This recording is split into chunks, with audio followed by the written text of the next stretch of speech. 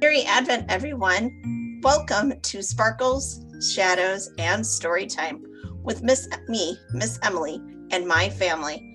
I am the Director of Children, Youth, and Family Ministries at St. Luke United Methodist Church in Sheboygan, Wisconsin. Thank you for taking some time this evening to join with me as we share different ways that light can break through in many different ways. Think about, as we share together, what kind of light breaks through for you, what's helpful for you. We will be sharing stories and different activities on how light can break through the darkness. Thank you for joining us. I hope that you have a wonderful, magical Advent season. Please know that we are all praying for you and sharing in this time together. See you soon.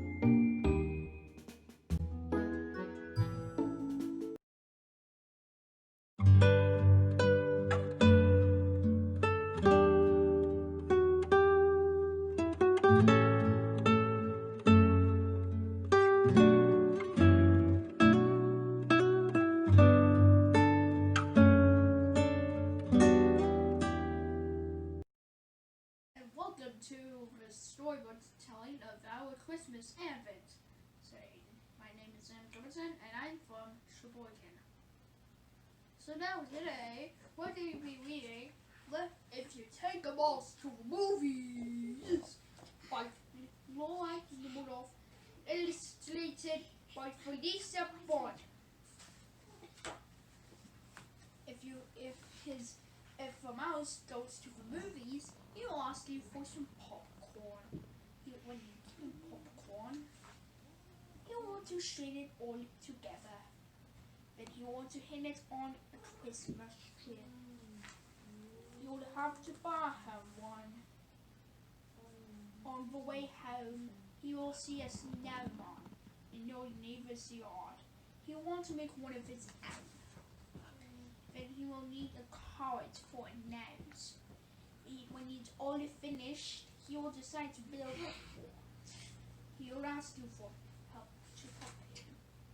Then he will want to make some snowballs and have a snowball fight. Playing outside will make him cold. He wants to go inside and roll up on the couch.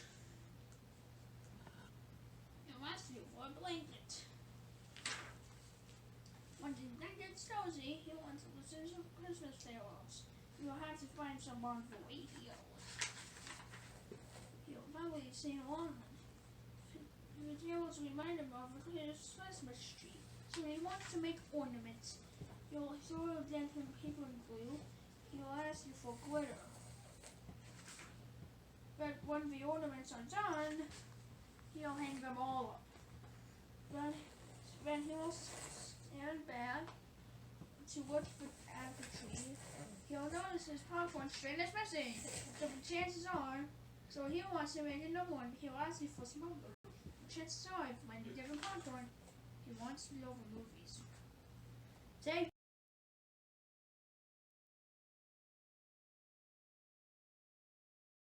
Hello, today I'm going to read a book and the title called Who is Coming to Our House? This is Lisa. And my name is Martin Gilbertson. And the authors are Joseph Slott and Ashley Wolf. Now let's go. You don't have to read. who is coming to our house? Jumping, said Mouse. Make room, said Pig. I will put aside the ring. We must clean, says Lamb.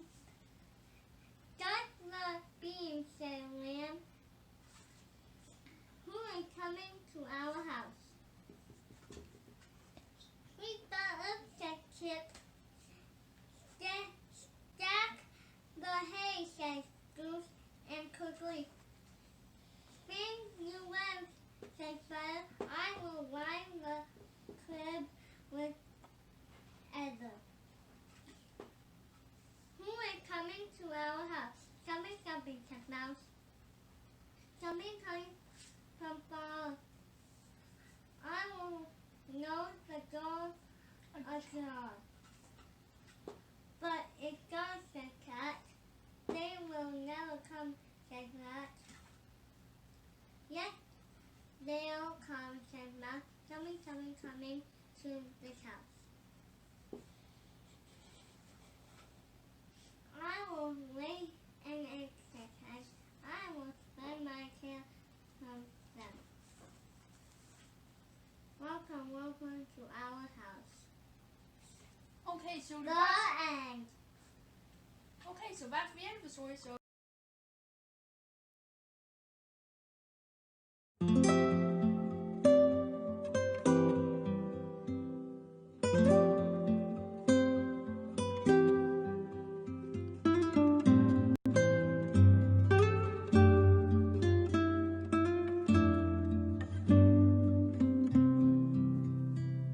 Hey there, welcome to At Home Advent 2020 with me, Miss Emily.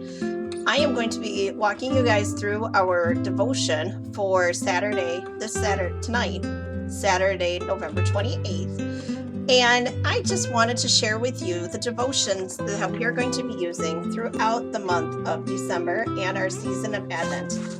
If you got one of the At Home Advent kits, you will notice that there is a red folder for your family. Your children's names are on it, so they don't get each of their own. You get one per family. And inside, you will find several different things. Each lesson, like this is our advertisement for this Saturday night, for tonight, our sparkles, shadows, and stories. And then in it are all of the devotions for the month of December and our season of Advent. And we will be going through Reflection 1 for week 1. You will also note that in the pockets of the folder, you will find all of the cutout candles and the wreath for the Advent wreath. And what I suggest you do is if you have some cardstock or some heavy construction paper, cut out the Advent wreath circle and then glue that onto the back of a piece of cardboard, a piece of cardstock, heavy construction paper, and use that to help support your base. You know, with paper, they tend to be a little flimsy, so if you want a little extra, so if you don't know what I'm talking about, it's these sheets, and then this is your Advent circle, Advent wreath circle. You'll find that in the pocket of your folder. And there should be enough for everyone. I will post them on our a link. I can't post the link because of the publication rights, the copyrights, but if you need extras, I can print some off for you next week. Anyway, let's get into our reflection.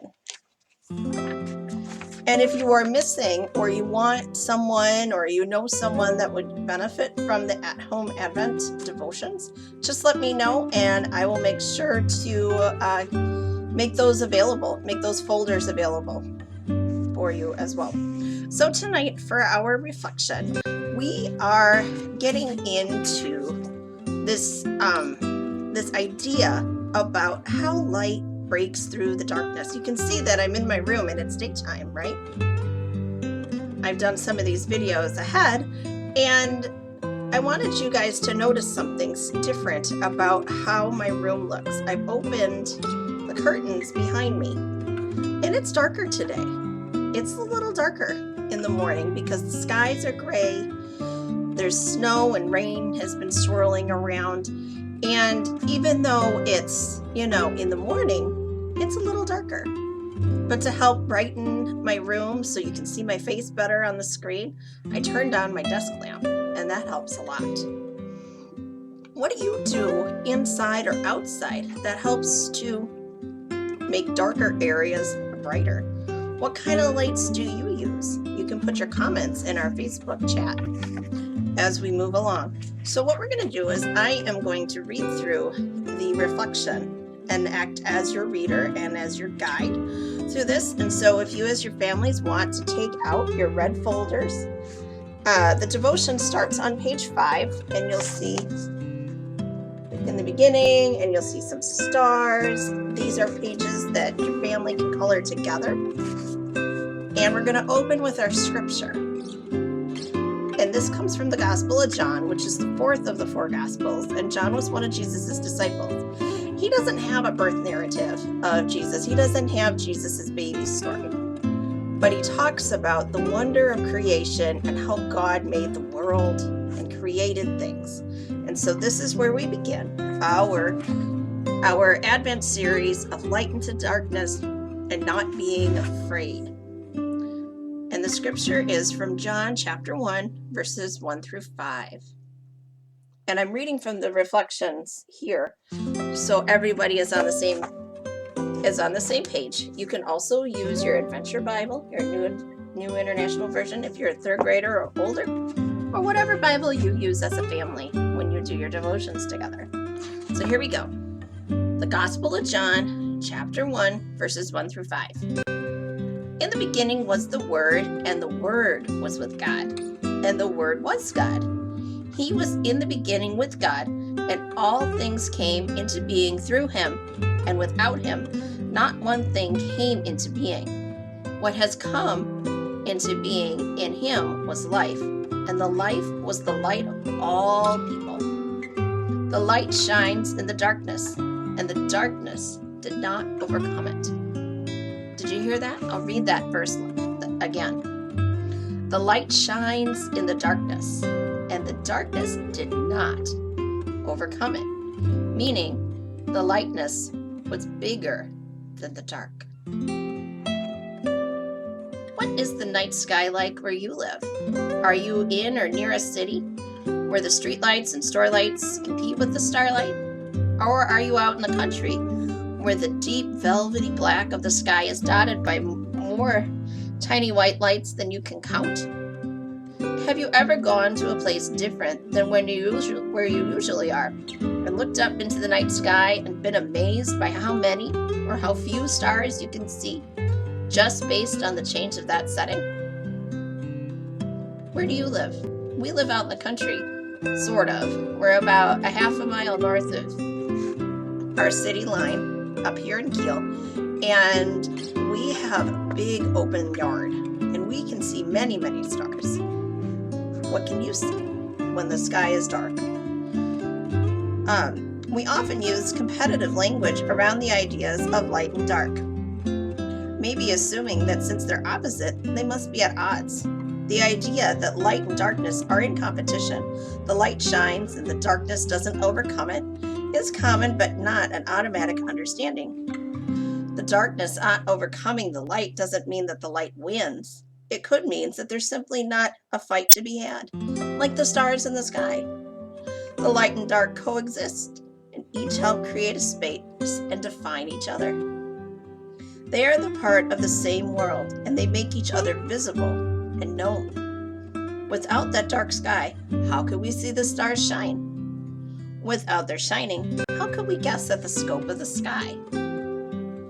About 100 years ago, the Austrian poet Rainer Maria Rilke wrote this while looking up at a starry sky. And she wrote, "The dark embraces everything, shapes and shadows, creatures and me, people, nations, just as they are. It lets me imagine a great presence stirring beside me. The darkness invites our imagination to play. The darkness is what existed with God. The great presence stirring, and at the beginning of creation, it's a canvas onto which the whole world came into being. It's what welcomed the waters, the land, the sky, every living thing, and first of all, before anything else, the light. Darkness is still what holds all that is. Maybe, as the poet imagines, an embrace. Each night as the light fades and the world falls into the rest again."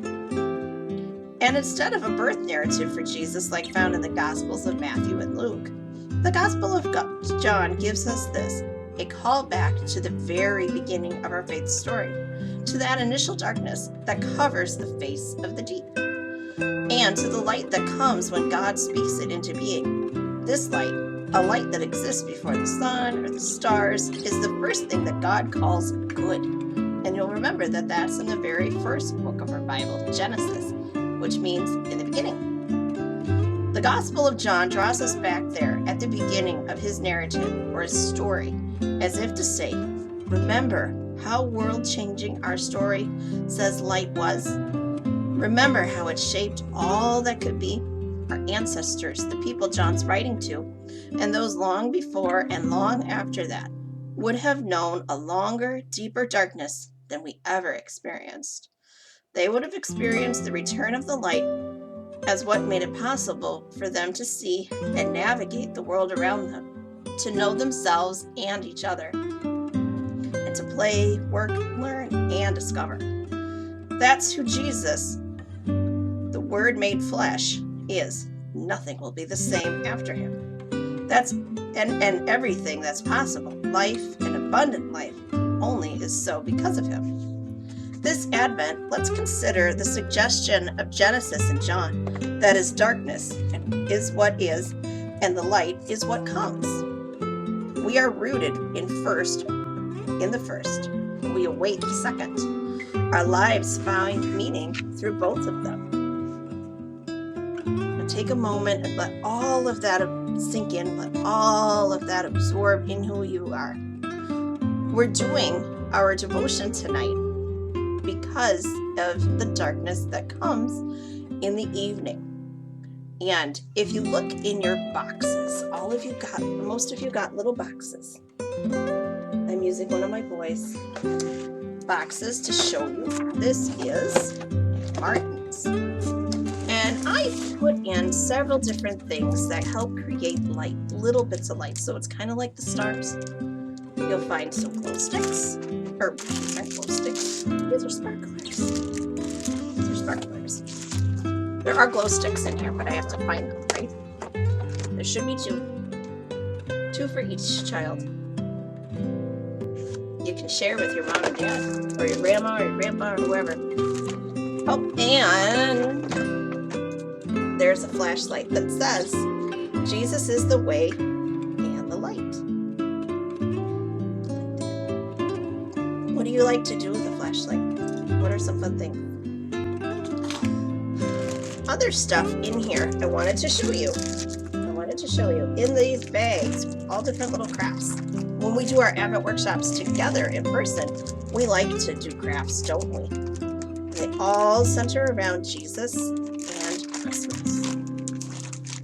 So, one of the things that I would like to challenge you guys to do this weekend is find a jar, glass jar or a plastic jar, as long as it's clear.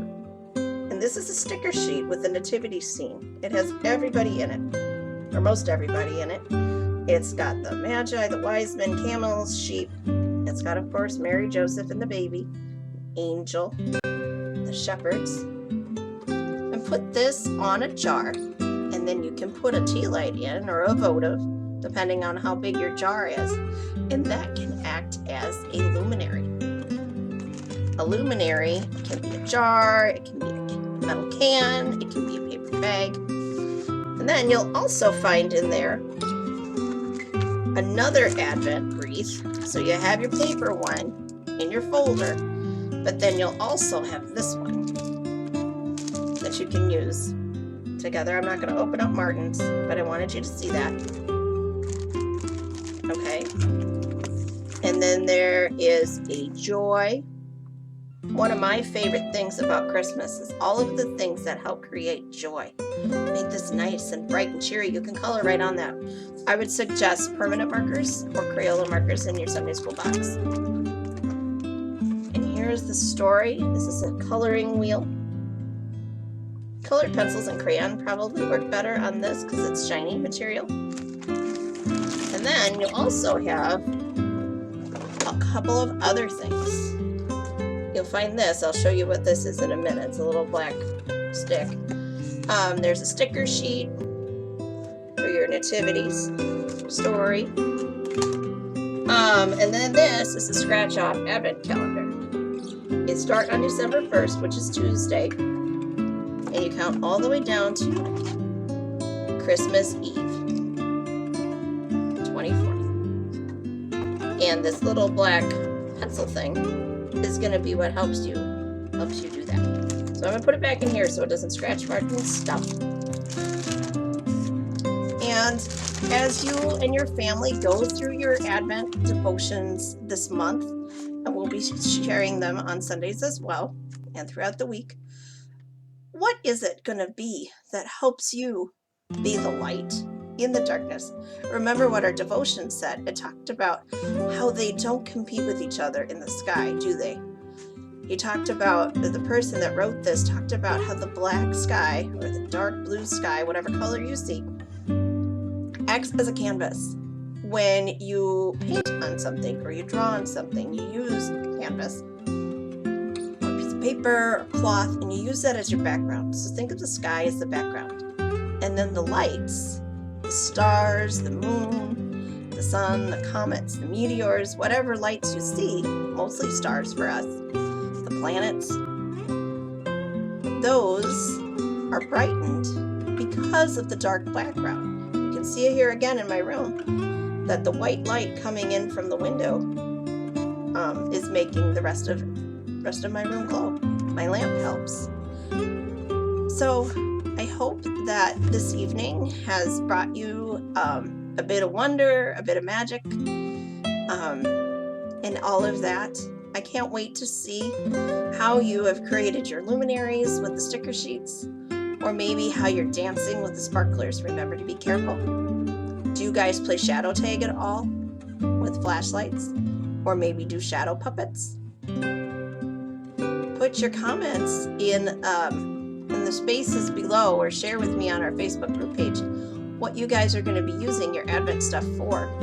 Your your little flashlights, your glow sticks, the sparklers. And you might find a surprise on your doorstep again very soon. Thank you so much for joining me tonight. I am going to close in a prayer. At the back of your devotions is the Advent wreath praying prayers. So you'll see this at the very back. And there are extra candles to cut and color if you need different ones. So this is our first week's prayer, and I'm going to close our time together tonight with that prayer. And this is the hope prayer. To the one who gave us hope, thank you for inviting us to this time of waiting. Help us to open our eyes so we can see your light. Open our ears so we can hear you. Words of hope. Open our minds so we can understand you. Open our hearts so we can receive your love. Come, long expected Jesus. We are waiting for you. Amen. Have a great night and a great weekend, everyone.